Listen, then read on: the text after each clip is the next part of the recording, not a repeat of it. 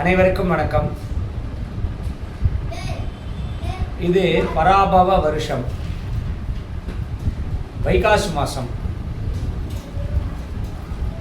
வைகாசி மாதம்னாவே ஜாதக ரீதியாக அது ரிஷப மாதம்னு சொல்லுவோம். பராபவ வருஷம்னாவே அந்த வருஷத்தினுடைய பெயர் பராபவம். அந்த பராபவ வருஷத்துக்கு ஒரு அர்த்தம் இருக்குது. தமிழ் வருஷங்கள் மொத்தம் 60 வருஷத்துக்கும் ஒரு பேர் இருக்குது. இப்போ ஆங்கில வருஷம்னு எடுத்திங்கன்னா 2000, 2026, 2027, 2028 நம்பர் மட்டும்தான் வரும். அந்த நம்பருக்கு தனியாக நம்ம ஒரு ஜோசியை சொல்லலாம். அது நியூமரலாஜி. 2026 அப்படின்னா உங்களுக்கு 10 கூட்டு எண் 10. 10ல் அதை கூட்டினீங்கன்னா 1. 10 தனியாக சைபருக்கு மரியாதை கிடையாது, மதிப்பு கிடையாது. அதனால் அது 1ன்னா சூரியனுடைய நல்ல ஆளுமை உள்ள வருஷம் அப்படிங்கிறது நியூமரலாஜியில் ஒரே விஷயமாக முடிஞ்சு போச்சு. ஆனால் பராபவம் அப்படின்னா பர உபகாரம், பரோபகாரி, ஒரு பராபவம் பண்ணுறேன் அப்படின்னா அடுத்தவர்களுக்கு செய்யக்கூடிய உதவியை குறிக்கக்கூடியது பராபவம். அதனால் இந்த வருஷத்தில் ஒருவருக்கொருவர் உதவியாக இருப்பார்கள் அப்படிங்கிறது உண்மை. அதனால் இந்த பராபவம் அப்படின்னு சொல்லக்கூடியது ஒருவருக்கொருவர் உதவி பண்ணுறது. உதவி பண்ண முடியாது அப்படின்னா, அதாவது உதவிங்கிறது எப்படி அப்படின்னா, நம்ம கேட்காம கிடைக்கிறதுக்கு பேர் உதவி, நம்ம கேட்டு பண்ணுறதுக்கு பேர் உதவி கிடையாது. உடுக்கை இழந்தவன் கைபோல் ஆங்கே இடுக்கண் களைவதாம் நட்பு அப்படின்னா, அந்த நட்பு செய்யக்கூடிய அந்த வேலை அது ஒரு உதவி. ஒருத்தர் முடியாமல் இருக்காங்கன்னா வாலண்டியராக ஒருத்தர் நமக்கு பண்ணுறாங்க அப்படின்னா அதுக்கு பேர் உதவி. நம்ம கேட்டு எனக்கு ஒரு கை பிடிச்சி விடு, என்னை தூக்கி விடு அப்படின்னா அது நம்ம யாசகம் கேட்குற மாதிரி. அடுத்தவர்களை எதிர்பார்த்திருப்பவர்கள், அவர்களுக்கு இந்த பராபவம் கணக்கில்லை. அப்போது இந்த வருஷத்தில் பராபவ வருஷத்தில் சூரியன் மேஷ மாதம்னு சொல்லக்கூடிய சித்திரையில் ஆரம்பித்து மீன மாதம்னு சொல்லக்கூடிய பங்குனி வரை ஒரு மாதத்துலேயும் சூரியன் 30 நாட்கள் இருந்து தன்னுடைய தலையாய கடனை செய்து தலையாய உதவியை செய்கிறார். அந்த வகையில் இது வைகாசி மாதம், ரிஷப மாதம். இந்த மாதத்தில் சூரியன் ரிஷபத்தில் இருக்கிறது, குரு மிதுனத்தில் இருந்து இந்த மாதத்தினுடைய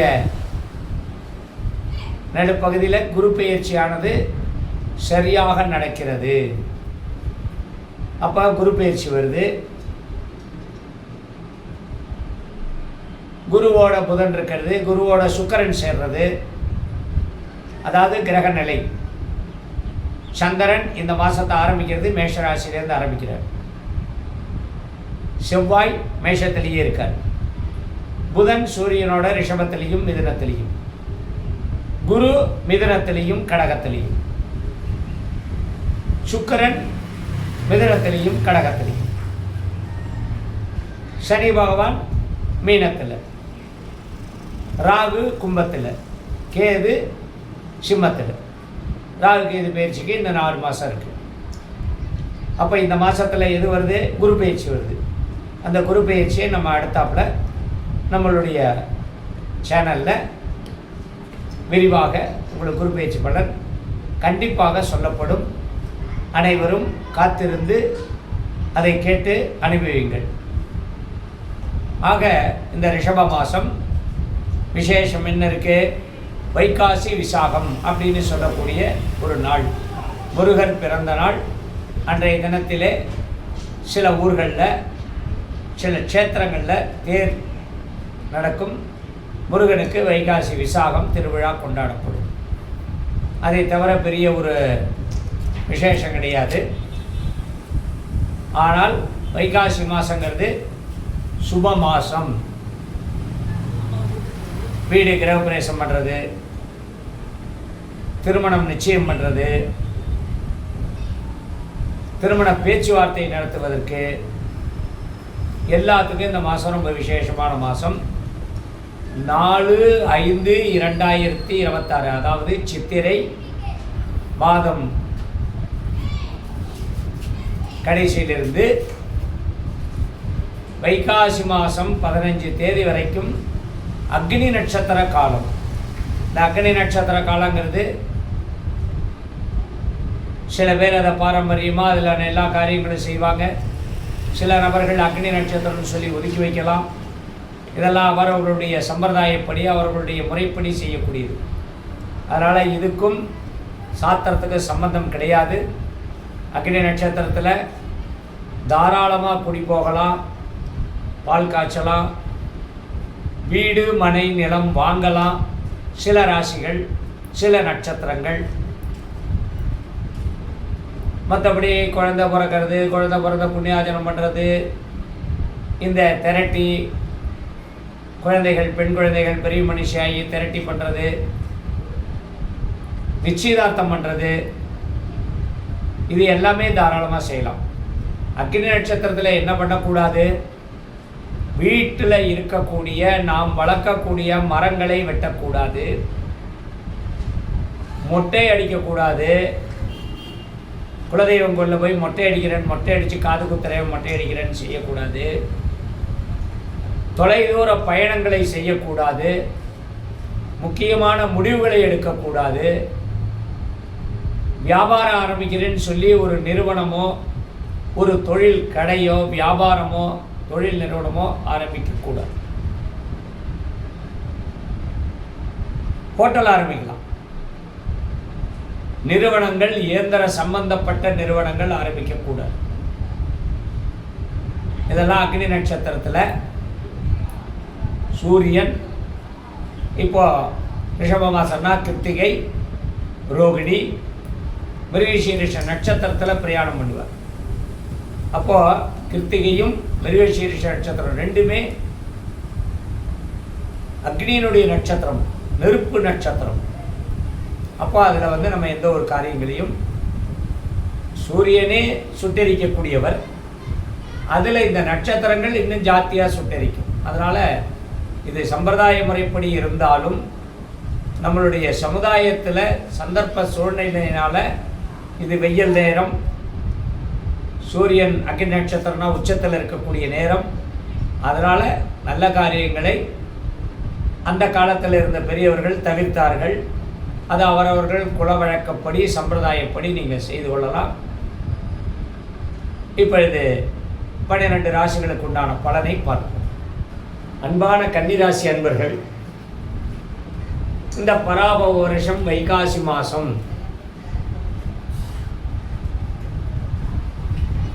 மே மாதத்தை உள்ளடக்கினது. 15/5 14/6 வரைக்கும் இந்த மாதம் கன்னிராசிக்காரர்களுக்கு மிகவும் சிறப்பை தரக்கூடிய மாதம். அங்கேருந்து பார்த்தா இது 5, இங்கேருந்து பார்த்தா அது 9. சூரியன் இருக்கக்கூடிய இடத்திலிருந்து உங்கள் ராசி 5, உங்கள் ராசியிலேருந்து சூரியன் இருக்கக்கூடிய இடம் 9. அப்போது இது திரிகோணஸ்தானம். இந்த திரிகோணஸ்தானம்ங்கிறது என்ன பண்ணும் அப்படின்னா, ஏதோ ஒரு வகையில் யோகத்தை கொடுக்கும். உங்கள் ராசிக்கு உத்திரம், அத்தம், சித்திரை, இந்த ராசிக்கு முழுசா அதிபதி அஸ்த நட்சத்திரக்காரர். அவர்களுக்கும் கோணத்துக்கு சம்பந்தம் இருக்கான்னு பார்த்தா கிடையாது.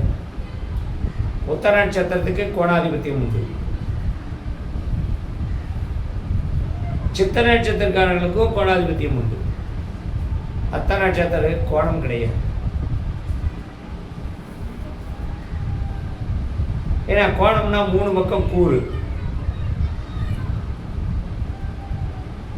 இது என்னன்னா இந்த வளர்பிறை சந்திரன் 3ஆம் பிறை சந்திரன் மாதிரி இருக்கக்கூடியது தான் அர்த்த நட்சத்திரம். அதனால என்னைக்கு இருந்தாலும் அன்னிலேருந்து வளர்ச்சி, அந்த வளர்ச்சியை நோக்கி செல்லக்கூடியவர்கள். வளர்ச்சி கிடைச்சுதான்னு பார்த்தா பரிபூர்ணமாக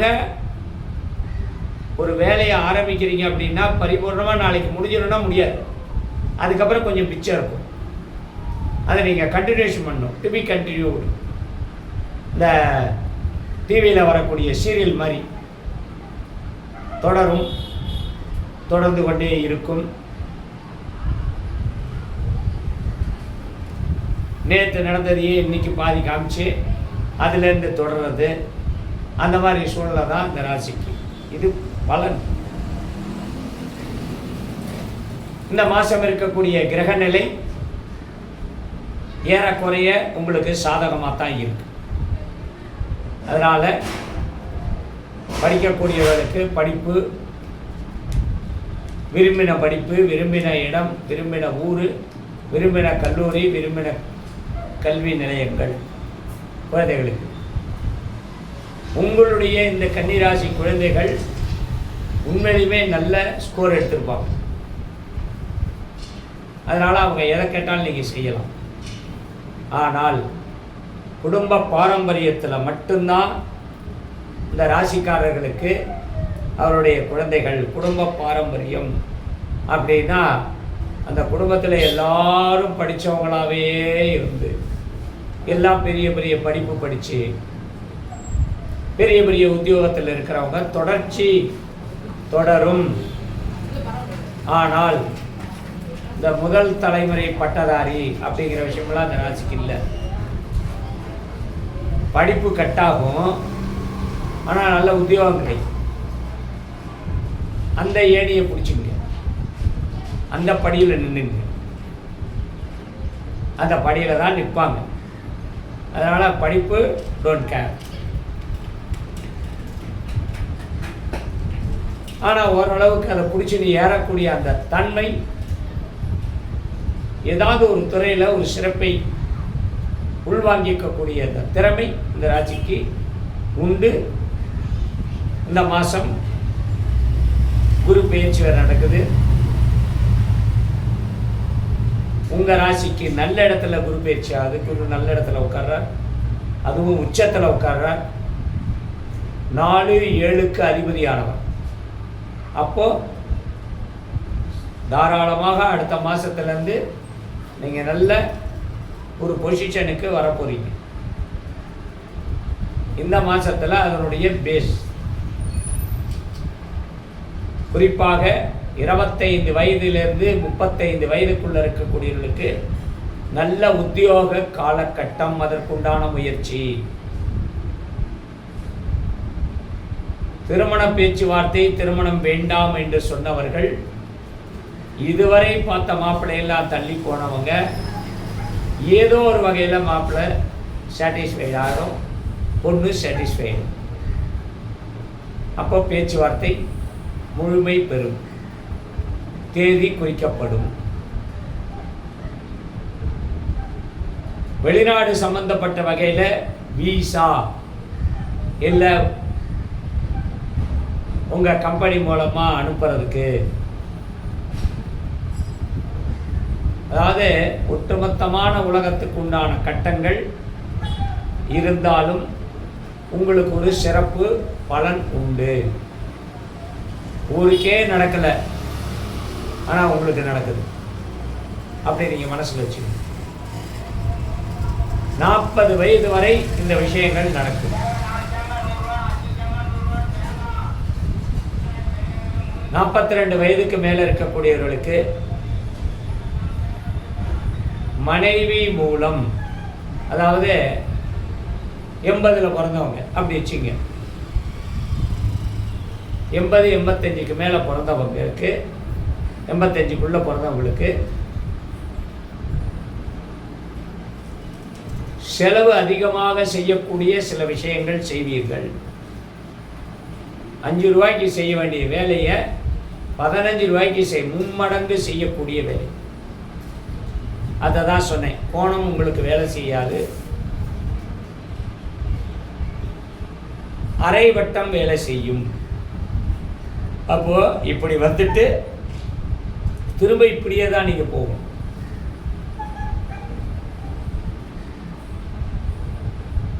மனைவி மூலமாக வருமானம் அதிகமாக கிடைக்கக்கூடிய மாதம்.